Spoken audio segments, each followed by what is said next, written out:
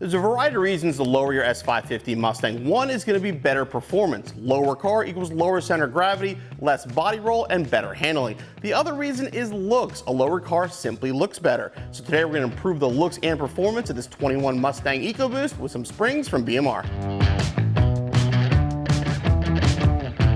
These BMR lowering springs will be an excellent choice for any 2015 through 2022 Mustang that's not equipped with a factory Magna Ride suspension. They're obviously sold as a set of 4 and come with a bright red powder coat, and they'll be a direct replacement for the factory springs and work with all the factory components. You have 170 pound-inch springs in the front and 740s in the rear, which give you a nice inch to inch and a half drop, and best of all, they're made right here in the USA.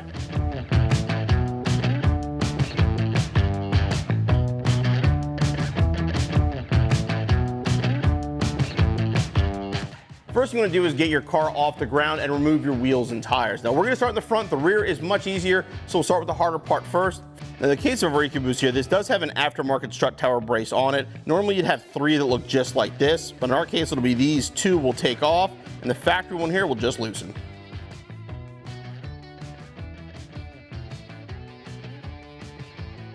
Okay, again, leave that loose. Now down on the wheel well.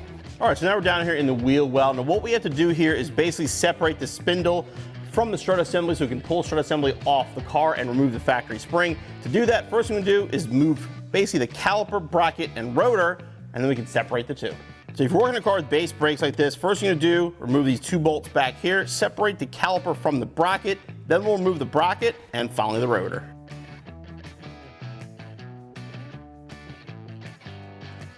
Caliper off, just put it back on the K-member out of the way.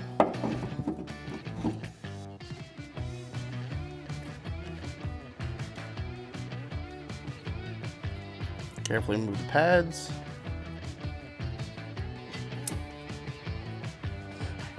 Now the bracket.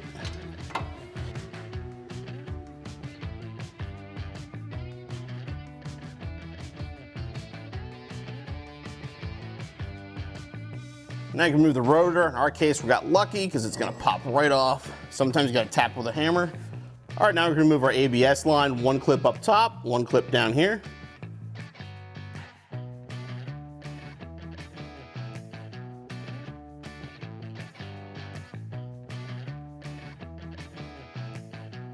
Now we can disconnect the sway bar. You want to put a wrench on the back and remove the nut. And the last step now is remove these nuts and bolts that are basically holding the strut assembly to the spindle. What you're gonna do is basically thread this nut off to the end, and since it's a spline bolt, we'll have to hammer it. But you want the nut on the end so you don't mushroom the end of the bolt.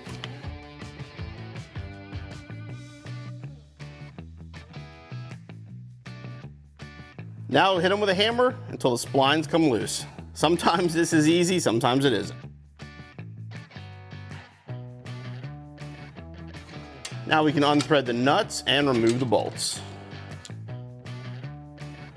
Now that it's separate, we can take the nut off up top of the engine bay we loosened earlier and remove the assembly. Let's get a grip on the strut.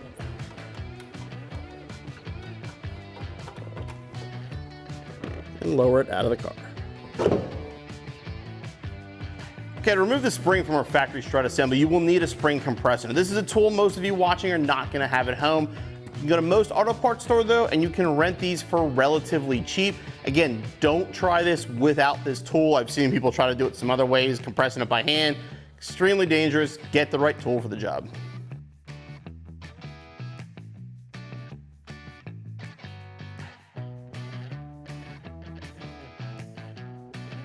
Now with the spring compressed, we're going to remove the strut nut. Okay, sometimes it will just spin. In case, grab a rag, just put it over the strut itself, get a good pair of pliers, and just hold it. Okay, now remove the spring. Now we can uncompress the spring.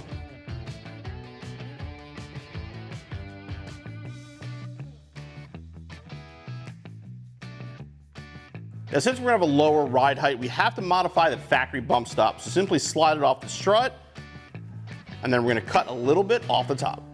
So you want to take 3/8 of an inch off the small side here. Again, it doesn't have to be perfectly exact. Kind of just take this section here and sort of cut it in the middle. Now grab our shortened bump stop, we'll put it back inside the dust boot. Put it back on our strut. Now we'll put our BMR spring in our spring compressor.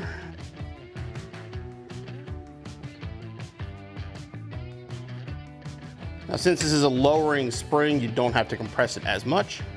Make sure the pigtail of the spring is seated in the spring saddle. We have a lot of people that'll install springs and message me and say one side's higher than the other. It's usually because they didn't have it seated quite properly. All right, put the strut mount back on. Reinstall the factory nut. Then we can decompress the spring. Now using some pliers to hold it, we'll tighten the strut nut. And it's ready to go back on the car. Okay, now we can put the strut assembly back up into place.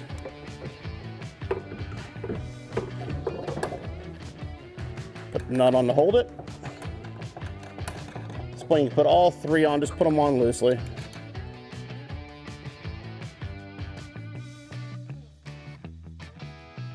All right, now we're gonna bring the spindle back over and line it up with our strut. Line the bolts up, push them through. And again, since they are splined, give them a little tap right now to get them started. Now install the nuts and tighten them down. All right, before we install the brakes, these get torqued to 184 foot-pound. Now you can reconnect your ABS line and the sway bar.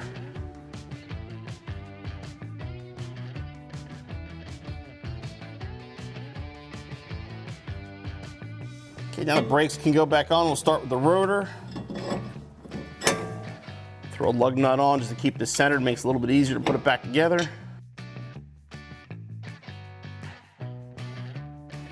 First caliper bracket.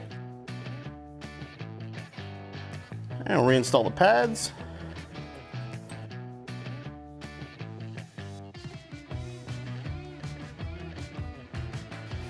And then finally the caliper.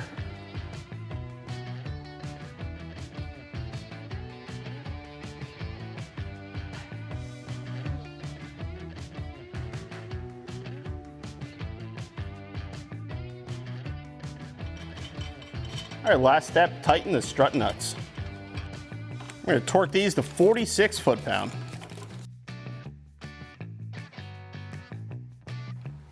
Okay, repeat the process on the other side. We can move on to the rear. So first we're gonna do in the rear is remove the shock because we have to modify the bump stop for our lowering springs. Start with the 2 bolts up here and 2 more underneath.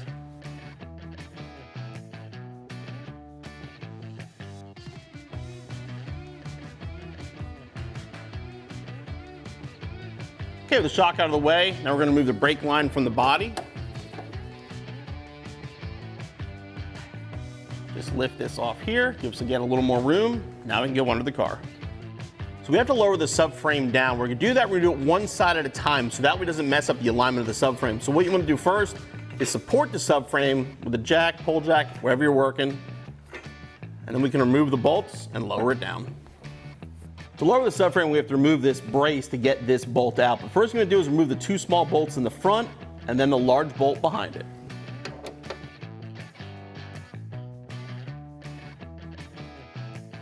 Now we can remove the subframe bolt and the bracket. Get the spring out, lower down the subframe. What you're going to do is pull down the subframe and then pull the spring out from the top. So grab the factory spring insulator. We're going to move it over to our BMR springs.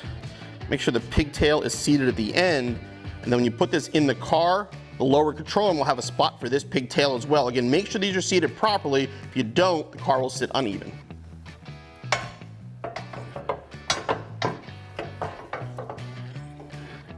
Again, make sure that lower is seated where it should be. And lift the subframe back into place.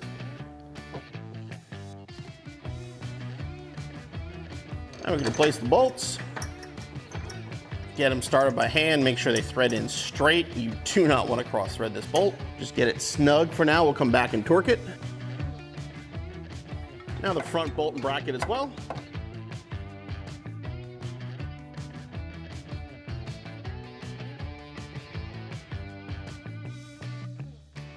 Now we're going to torque the subframe bolts to 129 foot-pounds.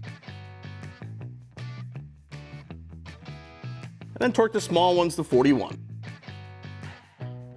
So just like on the front, we have to shorten the bump stop for the lowering spring. So what we're gonna do now is pull the mount off, pull this off, and shorten it. Just like the front, it's easier to hold it and unthread the nut. To remove this, there's a little stud here. You sort of have to pull it over it. Just get a good grip, it'll come off.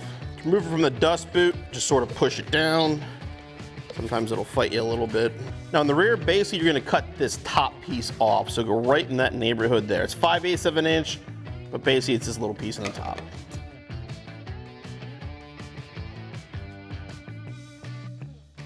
All right, now you put the bump stop back on.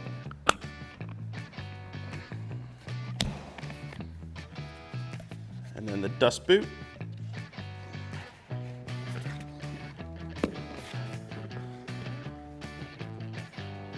We're gonna reinstall the bracket. And finally install the dust cap. And it goes back on the car. I'll put the shock back in place and reinstall the factory hardware.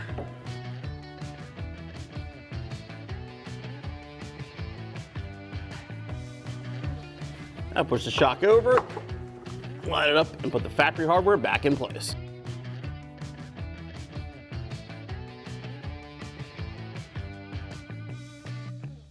Now you want to repeat the process on the other side and your installation's finished. While these BMR springs will definitely make our Ecoboost handle better, let's be honest, it looks worlds better lowered like now. Now we also did put some wheel spacers on it just to kind of fill out the wheel wells, but again, the drop is pretty much just perfect for this car. Low enough that it looks good, but not so low that you're gonna scrape on everything. Now, as far as the installation goes, you do want to get this aligned when you're done. Give yourself about 3 to 4 hours, you'll be back on the road in no time.